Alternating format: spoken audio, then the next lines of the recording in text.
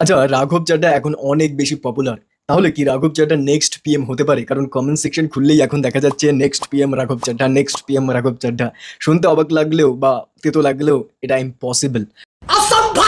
এর পেছনে লজিকটা খুবই সিম্পল। আসলে প্রধানমন্ত্রী হওয়ার জন্য শুধুমাত্র ক্যারিজমা থাকলেই হয় না। এর জন্য দরকার একটা ম্যাজিক নাম্বার, অর্থাৎ 272টি সিট লোকসভায়। আর বর্তমানে আম আদমি পার্টির কাছে লোকসভায় আসন রয়েছে মাত্র 3টি। তার মানে যতক্ষণ পর্যন্ত আম আদমি পার্টি ইউপি, বিহার বা মহারাষ্ট্রের মতো বড় বড় স্টেটগুলোতে নিজেদের বিস্তার না করছে, ততক্ষণ অবধি প্রধানমন্ত্রীর লড়াইয়ে রাঘব চাড্ডার আসা প্রায় অসম্ভব। আর তারপরে রয়েছে পার্টির ইন্টারনাল পলিটিক্স। আম আদমি পার্টির সব কর্তাধর্তা হচ্ছে গিয়ে আমাদের কেজরিওয়াল। তো যতক্ষণ অবধি কেজরিওয়াল আছে ততক্ষণ অবধি রাঘব চাড্ডার আসার কথাই আসে না।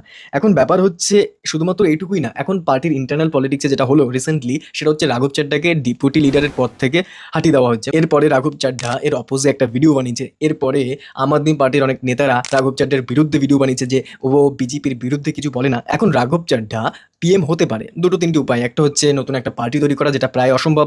আরেকটা হচ্ছে অন্য কোনো এস্টাবলিশ পার্টি যেমন বিজেপি বা কংগ্রেসে যোগদান করা। আর পার্টিতে যোগদান করেও এটা কতটা পসিবল যে সেই পার্টির এস্টাবলিশ যারা রয়েছে তাদেরকে হাঁটিয়ে একটা সুপ্রিম লিডার পদে যাওয়া, it's almost impossible for now.